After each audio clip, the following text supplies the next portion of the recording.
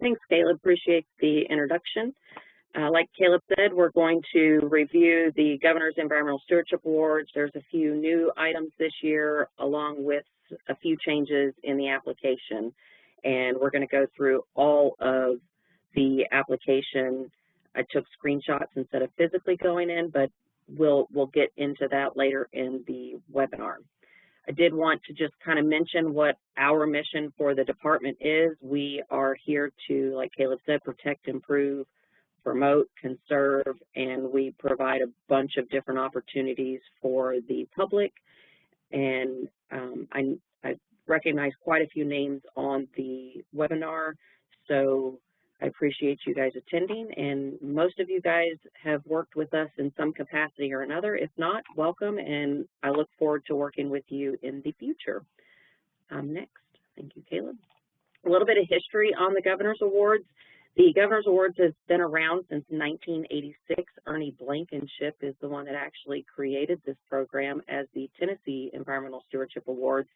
And then the governor put his name on and backed and supported and promotes the program, and that began in the early 2000s.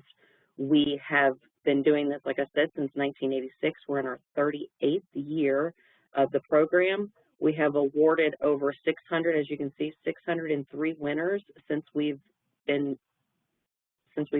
started the program, and 72 counties have winners in them. We track that because we want to make sure the love is spread across the state, and we want to make sure that we solicit those counties that don't have any winners currently, but we also solicit all those counties that have winners. We solicit statewide, so nobody's excluded. As you can see, this award program recognizes outstanding achievements by individuals, businesses, organizations, educational institutions, I guess some state governments we've awarded in the past, cities and counties, so nobody's out of the probability of winning as long as it's located in Tennessee. Next, please. Thank you.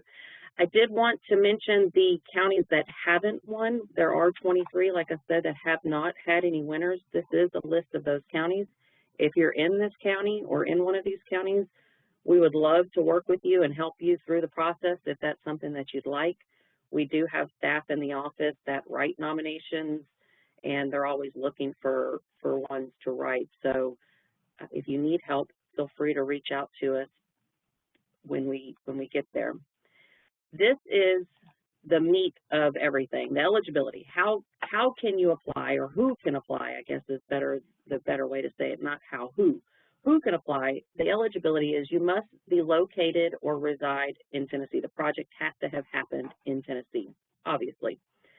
The project has to have been completed or fully implemented by the end of 2024, and it can go back 2 years. So for example, with that one, we have projects that might have been completed in 2023 but don't have substantial data or anything to support the project, but that happened in 2024, the data and the stuff to support the completion of the project in 2023. So you're still eligible to apply for the award program this year because of that 2-year window. So you might have completed the project in 2023 and then had the data that came in 2024, so then you're able to submit. Now, I get a question all the time as to, well, this is a continuous program. This is something that we do every year, and it's been going on for 20 years. Those projects are more than welcome to apply. We just ask that you look at and submit the data that is relevant for the history of the project, but really relevant for the last year, 2024. You do have to have a minimum of 3 years of exceptional environmental compliance with our department. Every suggested winner that we get will go through an environmental review through all of our divisions, and we ask that you don't have any environmental compliance issues with us. We do also ask that you not submit nominations for projects that you were being told to do because of enforcement issues or those types of things. The other part of the eligibility is that you provide quantifiable data to support the nomination. It's hard to judge an application if there's not any type of quantifiable data. The other requirement is that we do ask that you, if you have been a past winner, so for the ones that are on that have been a past winner, we have a requirement in there that if you say you won in the agriculture and forestry category last year, that you can't win in that category for another 3 years. But if you won in ag and forestry and want to submit in water quality this year, you could do that. So you can't win back-to-back in the same category. You have to have a 3-year window. And then we ask that all applications that are being submitted that you're also agreeing and allowing us to use your summary and anything submitted to be published on our website and or for any of our social media platforms. Next, please. Thank you. So the biggest question that I always get is, well, what do I need? What do I need to submit for this nomination, this application? How hard is it? What types of items am I going to need? This is the quickest summary of those items. There is a 2 to 4 sentence brief description that we ask you to provide. That's literally all it is 2 to 4 sentences of you just kind of summarizing your project. There is an attachment that you have to provide that tells the story, and that is, we ask that it's capped at 2,000 words, which is roughly about 4 pages. And when I say tell the story, the best way to describe that is to think about the judges that are looking at the nomination package. Pretend like they've never seen or heard about your project, they've never been there, they've never participated in it. You want to make sure that when they get done reading it, they're like, I just felt like I participated in this project. So be really descriptive, provide those quantifiable and qualitative, those quantifiable data in there and in the description as well. There is a new part of the application this year that's going to be in here that's, I call it the new layout. It's the judging criteria, and I'll get into what that judging criteria is here in a few slides. But as the judging criteria, it's actually broken out per a request from our judges. They were having a hard time pulling the judging criteria out of the project descriptions unless somebody outlined it as such that, you know, each judging criteria was answered. So we pulled out in the application itself that you have to answer each judging criteria piece individually. So like I said, we'll get into those criteria here in a minute so you can see what those are, but that is going to be part of the application as well. Then you need 4 or more supporting documents, and I'm not going to get into those right now because I have a little bit more descriptions when we get to that part of the webinar, but there will be 4 or more supporting documents, and you can have up to 8 supporting documents. So this right here is a screenshot of the application, and Caleb's going to drop in the chat where you can find the application, so that way you have a link to it. Caleb, if you'll just send them to the main GESA page, that way they have the main page, and on that front page you'll see application, 2025 application. So when you click in it, you'll see all of those things that I've already listed about what's needed, what's the eligibility, you know, those types of things, the summary, the supporting documents, and all of those. It kind of summarizes what I've done already, all the things that you need. I did have somebody ask me, how long does it take to apply? If you have all of your items already prepared and ready, then it might take you about less than an hour to put everything into the application on the website.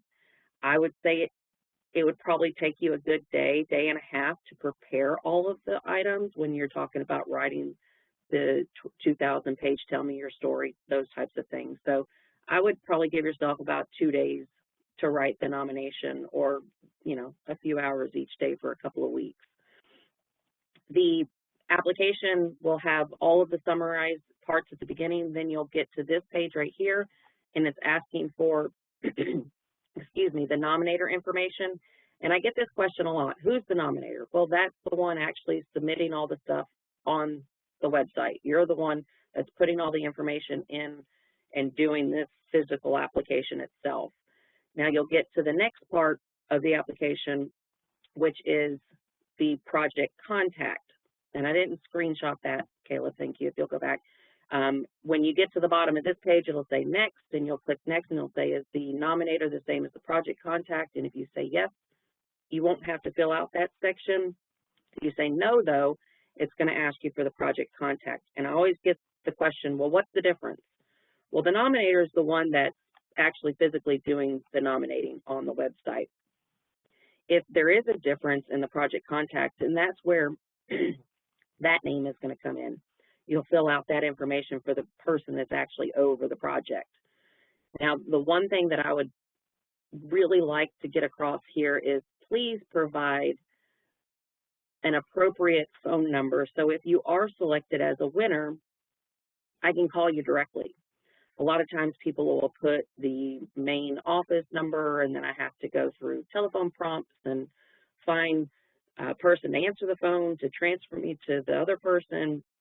So I would really, really like for the right phone number to be down for the nominator and the project contact, as well as the email. That's very helpful when it comes to me actually calling the winner back. And or if I have a question on the application, once I get it, I have a good working number that I can call somebody back on. Excuse me. Thank you, Caleb. Once you get past the nominator and all of the contact information and those types of things, the next thing that comes up is the project name. What do you call your project? It can be as simple as the City of Nashville or Nashville Go Solar, or whatever the title of that project is. You're going to provide the city that the project's located in. Sometimes that might be multiple cities, multiple counties. This field offers that availability for you to provide those instances. It's not like a drop-down menu. You can plug in if there are different cities and different counties. So here, that's where these three things come in. And then the next part of the application is what was the project period. Like I said before, if it's a continuous project that is year after year after year, I would just put your completion date as the end of 2024, like I have here. If it spans out many years, go back to the beginning of the creation of the program. If it's February 2nd of 2001, put that. But again, when it comes to you actually writing up the nomination, talk about what happened in this last calendar year or last 2 calendar years. The meat of all of our nominations and applications is our categories. As you can see, we have a total of 10 categories, and then on here there's 11. 10 are open to the public all the time. Every year we have the nomination period. And then the last one is our Pursuit of Excellence category, which is by invitation only for our past winners. Now, if you're a winner that won this past year, you won't get an invitation because we wait 1 year, so you can have some Pursuits of Excellence in there, but we will invite the last 3 years prior to that. So 2023, 2022, and 2021 winners will receive invitations for the Pursuit of Excellence category, and that is a separate email to those winners. But as you can see, we have done a little bit of updating and modifying to 3 of our categories. The department used to have the Sustainable Transportation Awards. For quite a few years, we provided a Sustainable Transportation Forum and had an award program in that.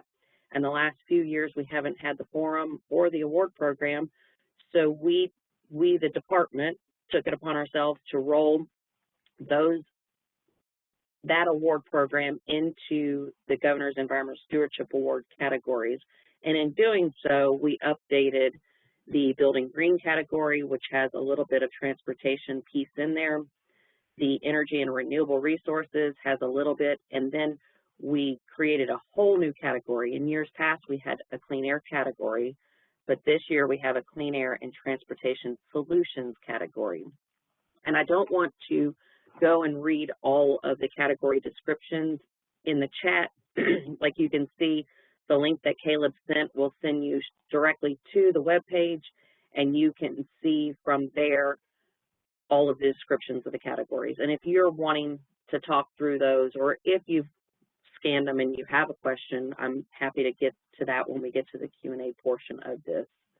Next. So here, I just want to this is just kind of a saver so I can talk about a few things. I want to let you guys know when you're telling your story and providing those supporting documents and all of the things that are going to go in the application, I try to explain to everybody to tell the story as it fits the category. So for instance, if you have a project that is all energy, then write it as such, that you're really pulling into the energy and renewable resources description. Some projects, though, have multiple facets of the project, and it's kind of hard to pick the category, and that's probably one of the biggest questions I get is, well, what category should I submit in? I just don't know. My suggestion to everyone has always been put it in the category that you feel it best fits the description, and then myself, I am the reviewer of every nomination that comes in. If I think that it fits better in a different category after I've read what you've provided, then I will move it to the other category. There has been instances that I have taken an application and been like, you know, this really fits in energy and it fits in sustainable performance. So I've taken the application and put it in both categories. So that has happened in years past, but the best way, don't stress out about the whole category. Pick the one that you think best fits, and then I myself will make sure that it is the correct category and or put it in multiple categories if it fits there. Next, please. Here's a screenshot where you can see it actually gives you all the category descriptions. And then when you get to the bottom of that page, after you've read all the descriptions of the categories, you'll have a drop down. This is where you will pick your category, and then there's a next button on there. And before you click over, since this is on the screen here, there's something new to the application that I added to it, and you can see here at the bottom it says save and resume later. I haven't actually gone through the process to know how you get back to the resuming portion of it, but it is there, and I'm going to cross my fingers that it works. If it doesn't, whoever gets in first and sees it's not working, please let me know. But there is a save and resume for later button. So if you get in this and you get pulled away to something else, then you're more than welcome to hit save and come back later, and you should be in the same spot that you were in. That was something new that I added this year. Next, Caleb. Thank you. The next portion of the application is the project description. This is where I had said you needed that 2 to 4 sentence brief description that helps me kind of look at it real quickly, one, to see if you have it in the right category, and once I read it, if I think this might fit in another, I'll go into all of the meat of the application and make sure that it's where it needs to be. You'll also see here that you can, this is where you're going to drop your 2,000-word narrative or up to 4 pages to tell us your story. So that way you can provide all of the results of your project within this particular attachment. And I always strongly suggest attaching PDFs whenever you can for any of these. You can submit Word, Excel, all of those other ones. The only one you cannot submit is a PowerPoint. For whatever reason, this program doesn't allow PowerPoints to be attached. But I always strongly suggest that any attachments, try to make them into a PDF so that way, 1, it's not editable, and 2, it is a space saver as well. But this is where you would attach your 2,000-word narrative. And then the next piece is your supporting documents. If you'll go to the next one. Thank you, Caleb. The supporting documents this is where I get, and I don't want to say the most headaches, but I get a lot of questions about supporting documents. No matter how much I write it out, sometimes we require you to have 4 supporting documents. And 4 supporting documents are not 4 separate pictures. 4 supporting documents are literally 4 different types of things. So one could be a PowerPoint full of all the pictures and descriptions of what's going on in those pictures. So when the judges are looking, like, okay, great. This is, I now have a better picture now that I've read the 4-page narrative. It could be an Excel spreadsheet because you are submitting in materials management and you want to show all of the materials that you've collected over the last 2 years and the totals. It could be a Word document with 15 different news clipping links where the judges can go and look at articles on your project that you've had. It could be links to YouTube videos where you've created YouTube videos to support. If you do newspaper clippings, I would suggest saving the file newspaper clippings and then just providing links to all of those newspaper clippings into one. If you have multiple YouTube videos, do the same on a different document. That's how you can get to that 4 or more supporting documents. Now, you do have the ability to submit up to 8 attachments, and this is something new that FormStack is doing. It's no more than 10 megabytes per attachment. It used to be 15 megabytes total, but it looks like they've updated their side to be no more than 10 megabytes per attachment. And again, if you save it as a PDF and save it as a small PDF, then you're not going to have to worry about attachment sizes on any of these. But I do want to say this one more time. On the supporting documents, when we ask for 4 or more supporting documents, that it does not mean 4 individual pictures, because that will happen. 4 separate documents. And as you can see notated at the top, it does say all the different file types that are accepted. PowerPoint is not, and is the only one that is not accepted for whatever reason. So anything that you have as a PowerPoint, turn it over into a PDF, and then you have the ability to submit up to 8 supporting documents. And then the last thing at the very bottom, after you've submitted all those or attached all of the supporting documents, is a submit button.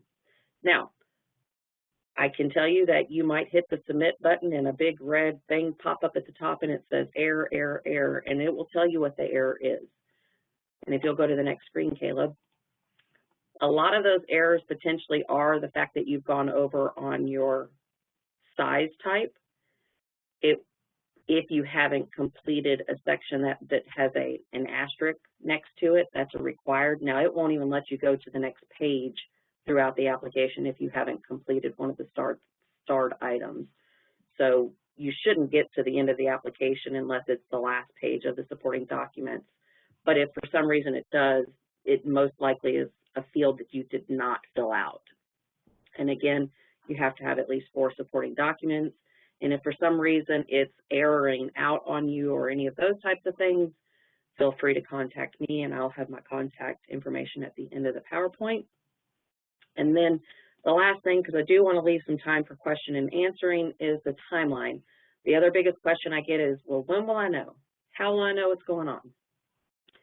Currently, we are in an open application period. We will accept applications till March 14th. The last 2 years, I have extended the deadline. Most likely, as of right now, that's not the hope, but there is the potential to extend. Right now, the deadline is March 14th. That's a Friday, and that will be, and I say Friday the 14th. However, I don't work on Saturdays and Sundays for the most part, so you really actually have the whole weekend up until the morning of the 16th, 14th, 15th, 17th, until we pull the application down off the website. So you kind of get the weekend on top of that. We will have judging that takes place in April by selected judges. In years past, we've had people from the department, other stakeholders, external stakeholders, past winners. So we have a variety of people that judge. I am not one of the judges. I am an impartial person, so I'm able to kind of help through the process. After the judging takes place, we vet all of the suggested winners, and I say suggested until we get approval. All the suggested winners are vetted through the department, and that includes the environmental compliance check for the suggested winners, and then our department approves it, and then once the department approves it, it goes to the governor's office for his approval. Once I get all of that, I contact the winners, and then we go through all of the process of getting the stuff that I need for the ceremony, and then we actually do already have the ceremony date held at the hotel, and it is going to be Friday, September 12th. So for anybody that's going on vacation that's submitting, I don't know, maybe you might have to change your vacation because you're a winner. The next slide is myself, my contact information. That's my email, the awards email. I check both of those, and then that's my work cell phone. You're more than welcome to give me a call or ask me any questions that you have. And then the last slide, just a placeholder for us to talk and have any questions and answers. So I'm happy to take any questions that you might have.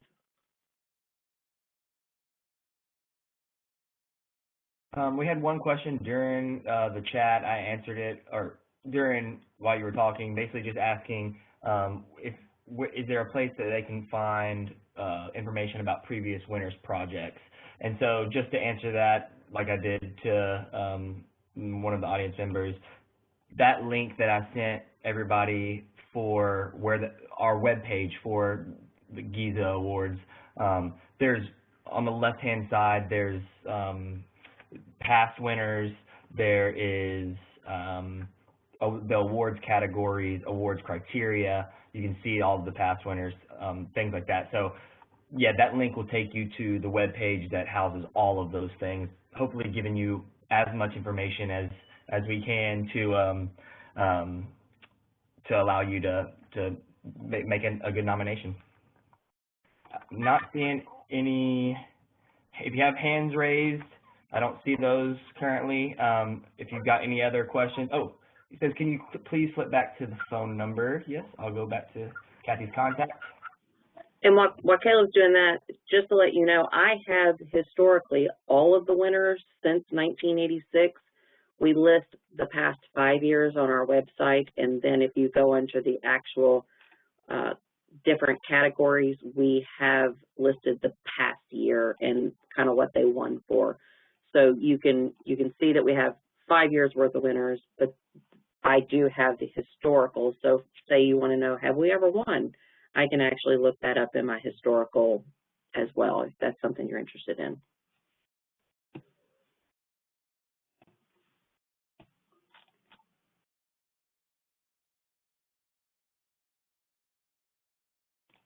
I'm not seeing any hands raised or any other questions coming through. I'll wait a couple more minutes just to make sure that if there's somebody that's typing it out, that we'll make sure that those questions can get asked. But once again, we'll keep Kathy's contact information on here.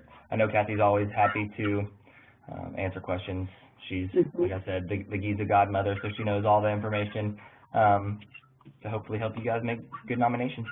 And like Kathy mentioned, everyone in our office has experience with helping build out nominations. So please reach out if you have a good project that you just need a little bit of help with. We've got plenty of people in our office that are experienced with building out those nominations. There was one thing on the what do you want to get out of the webinar that I want to make sure that I wrote down tips for effective applications. The best tip that I can give you is pretend like the judge has never seen your project. You don't want to give them so much information that they're overwhelmed, but you want to give them enough that they can get a good sense of the project. That's a great tip. The other tips that I would provide, which I have throughout the webinar, is make all of your attachments into PDFs. Make sure that your sections are all completed and not just filled in because you have to fill them in.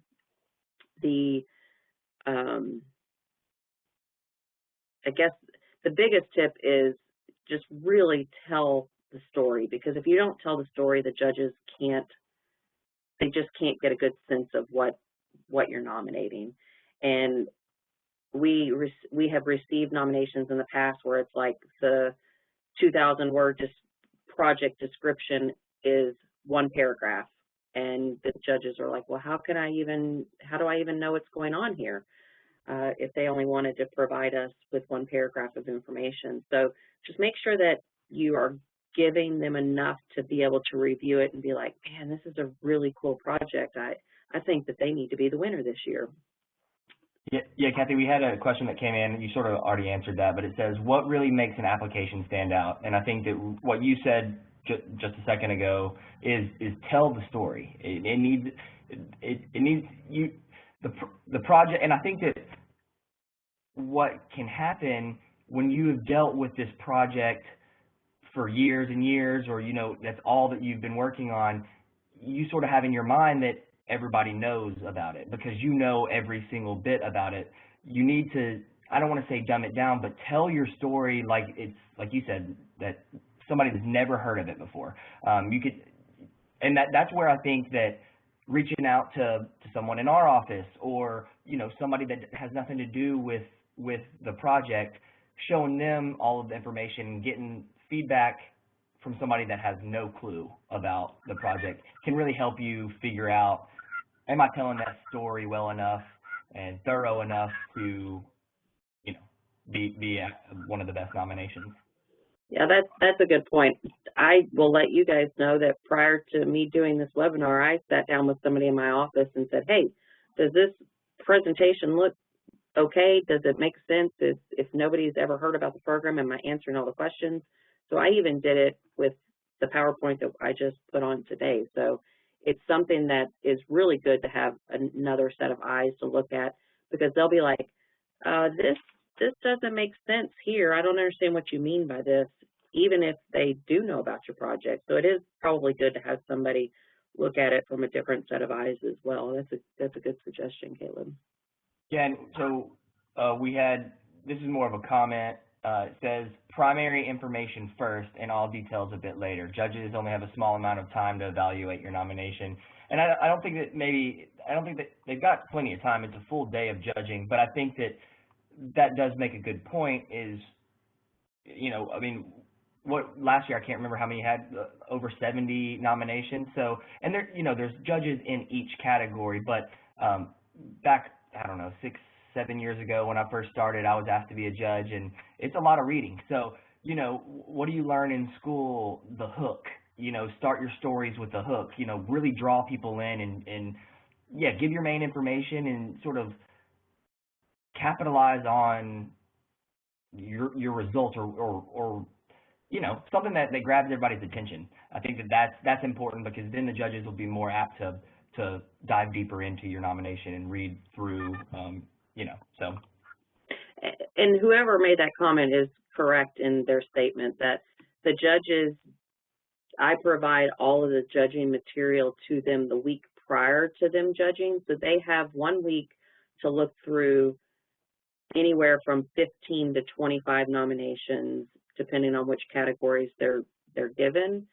So with 1 week only, they have to go through potentially up to 25 different nominations, read them, evaluate them, look at all the criteria, make sure that they feel like it's worth being in here, or I don't want to say worth, that they've completed all of the sections, that they're eligible, they've completed it within the last year, all of those types of things. So they're not just looking at the narrative. They're having to do a lot more than just that as well. So they only get it, again, 1 week in advance. So they're having to look at all of that 1 week ahead of schedule, so ahead of the judging day. So I see next to Samantha Goret, there's not the hand raise emoji, but it says attendee asked a question. So I'm going to unmute you, Samantha. If you did that on accident and you don't want to speak, just say accident or didn't mean to, but I'm going to go ahead and unmute you right now just in case you've got something that you need to ask. Oh, yeah, thank you. Sorry, I put it in the wrong box. But yeah, I was just curious about the environmental compliance standards and just making sure that our organization's project aligns with that, and if that needs to be pre-approved beforehand, or if it needs a consultation with one of the staff members. Wasn't sure about that. Good question. Thank you for that. As it relates to the environmental compliance, we're happy to put your project and or your company through the compliance review prior. It's not necessary. What happens with the environmental compliance is once the judging is completed, they provide a suggested first place, second place, and third place winner in each category. And then when I get those, I turn around and ask all the divisions, does this entity have any environmental compliance issues with the department? And if they come back and say yes, then I take that environmental compliance that they provided me, whatever division it came from. I then reach out to the division director to see if this is something that they feel comfortable with us continuing on with the award process. And the best example would be like a notice of violation, like you didn't get your report submitted on time, or you didn't pay a permit fee on time, but since you've corrected it and have fixed the issue. A lot of those will get pushed through and you'll still be the suggested first place winner. If something is egregious and the division director says, no, this facility or this location is still having problems with this environmental compliance issue, then we will go to the second place suggested winner for that category. So that's kind of how the environmental side goes. Again, we're happy to ask the divisions if you think that there might be an issue. If you know that you've got a notice of violation or you have something going on, we're happy to kind of talk with the division about that ahead of time to see if it's something that they would kind of turn the nomination suggested winner away. That doesn't happen that often. Every year I might have one of all of the suggested projects come back with an environmental compliance issue. And again, a lot of times it's just a paper violation. And I don't want to discount that because it's still a violation. But the entity has corrected and it's fixed. And almost always the division director's like, they've fixed the problem. We don't have any more issues with them. They can win. So that's kind of how that piece works. Yeah, and Kathy, I think to add to that, I think, if you have a good project, I feel like it's worth it to try to go ahead and do your nomination.